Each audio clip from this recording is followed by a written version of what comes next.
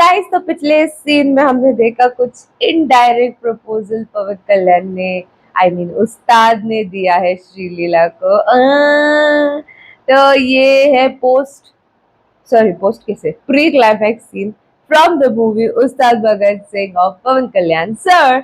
So before I start, hello, I'm Murali Naiko. Welcome to my channel नखरे वाली मोना। और अगर आपने मुझे अभी तक सब्सक्राइब नहीं किया होगा तो please to subscribe my channel. So let's go. ए शादी हो गई। नमस्ते। शादी शहर से इतनी दूर क्यों रखी? दुल्हन की इच्छा थी कि अपने दादा के घर में ही उसकी शादी। अच्छा अच्छा ठीक। ओह सो क्यूट। अरे कहाँ जा रहे हो तुम लोग? मैं यहाँ कोई पब्लिक मीटिंग में थोड़ी आया हूँ।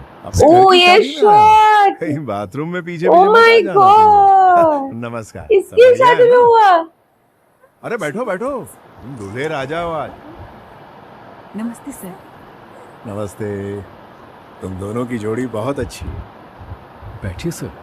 नहीं बैठी। भगवान आप दोनों को सुख समृद्धि दे।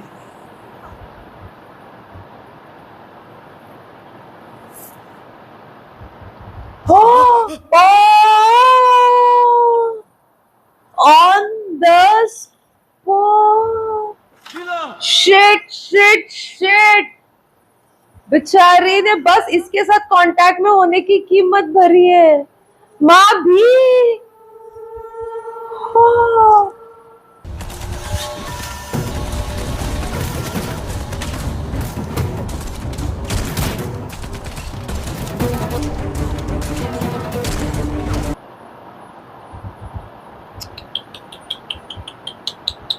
हाँ चलो जल्दी जल्दी करो।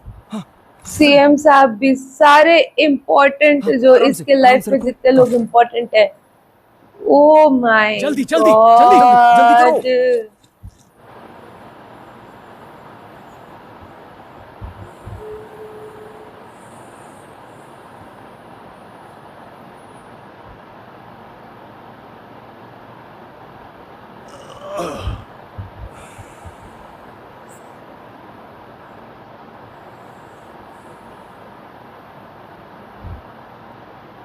क्या हो गया ये सब? दुश्मन के साथ भी? वैसे तू तो मेरा दुश्मन ही है ना। बाप जो रे। हुआ ठीक ही हुआ। तेरा बैड लक है ये कि तेरे लोगों पर चलाई गई एक भी गोली वेस्ट नहीं हुई। तेरा गुड लक है कि तुझे एक भी गोली नहीं लगी। मेरा ऑर्डर था नहीं लगनी चाहिए। गोली से 10 सेकंड में मर जाता तू। दिमाग चलाया मैंने। हर सेकंड मरता रहेगा तू। जिंदा रहेगा तो जान पाएगा अपनी आंखों के सामने अपने लोग मारे जाने का दर्द क्या होता है। जिंदा रहेगा तो अपने गुरु को दम तोड़ते हुए देखेगा। धीरे धीरे देख पाएगा क्या? जदल्ला मरी नल्ला नग पाया नहीं। मैं अब शपथ लेकर ही रहेगा। वो देखने के लिए तू सांस लेता रहे। मेरे बड़े बेटे को मार दिया तूने। कोई बात नहीं, एक बेटा गया तो मेरा दूसरा बेटा आ जाएगा। उसकी जगह लेने बुला लिया उसको अमेरिका से। ओके, अमेरिका था इतने दिनों से। उसका राज होगा, मेरी गद्दी चलाएगा वो। उस दिन मेरे फोटो को चल के गया था तू।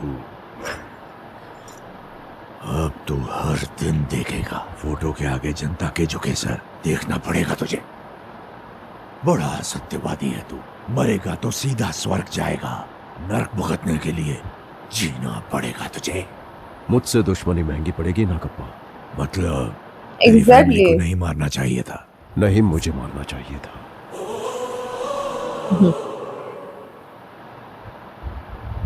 तू मुझे हाथ भी नहीं लगा सकेगा। उंगली तक नहीं उठाएगा मेरी तरफ।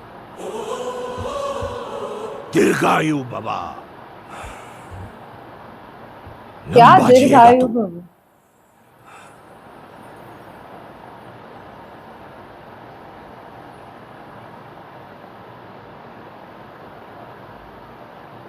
आपकी तबीयत कुछ ज्यादा ही नाजुक है। डॉक्टरों ने सिंगापुर शिफ्ट करने के लिए कहा। देखो, पहले तुम अपनी सेफ्टी के लिए शहर छोड़ दो, मेरे सिंगापुर जाने के बारे में बाद में सोचेंगे। भगवत गीता युद्ध भूमि पर बाप कही गई थी रे। सर, वो युद्ध छोड़ने को नहीं सिखाती। तुमसे बहस करने की ताकत मुझ में नहीं है।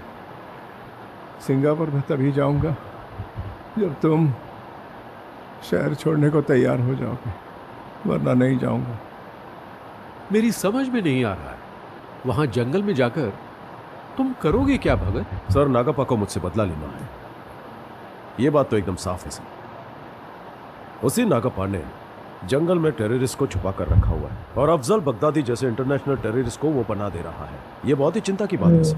देखिए, आप फिक्र ना करें, तबाही मचा देगा हमारा ये अफजल। अजमल रहीम की इंटरोगेशन में बहुत चीजें बाहर निकली।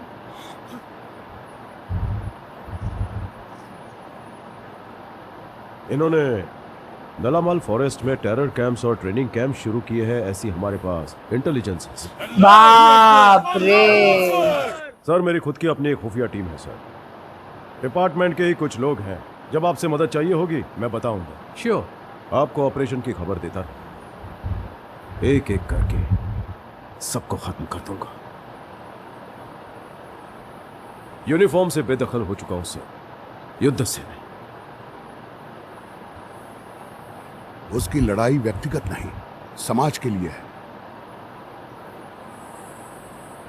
अब तू ही मुझे बता, तेरा बाप गद्दार था या नहीं था? गद्दार था। तुझे उस दिन जिंदा रखना यही उसकी सबसे बड़ी गलती अबे थी। पगला गया था, क्या ईगो के चक्कर में तुझे चैलेंज किया।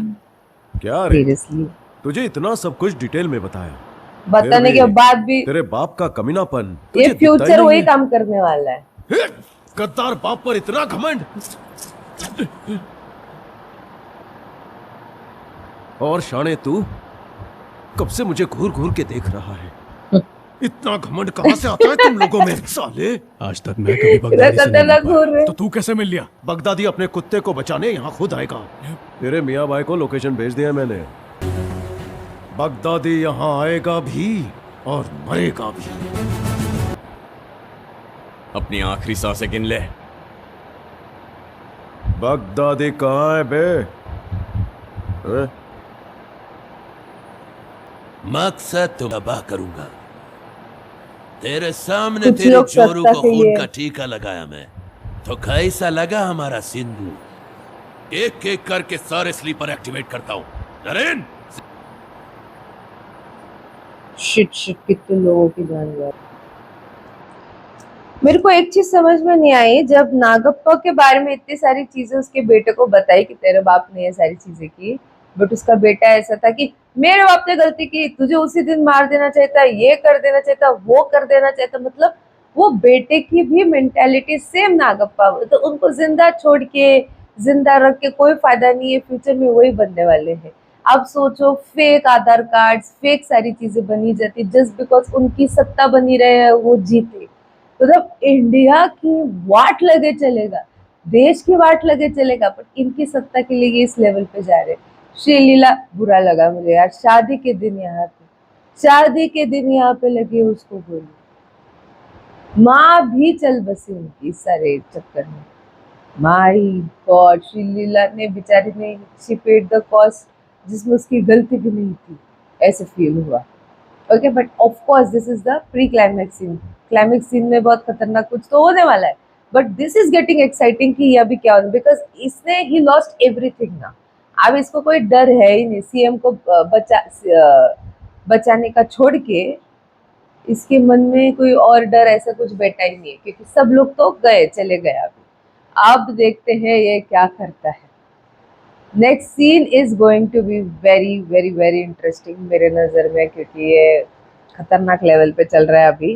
बट श्रीलीला का जो ये हुआ ना, वो एक्चुअली बुरा लगा, मुझे पर्सनली बुरा लगा कि यार ये शादी वाले दिन रो रही है खुशी के आंसू, और इतनी सारी चीजें इन लोग को बताई कि तुम्हारे घर वालों ने ये चीजें की, फिर भी मेरे बाप ने तेरे को उस दिन ही मार देना चाहिए था। क्या बोलना अभी, क्या है क्या ये अभी? आपको क्या लगता है इसके बारे में? आप मुझे कमेंट में जरूर बताना है। तो मेरा रिएक्शन जितना हो सके लाइक कमेंट शेयर से भर दो गाइस। हो सके तो सुपर थैंक्स भी देना, मेरे चैनल की ग्रोथ के लिए हेल्प हो जाती है। बाकी पर रखनी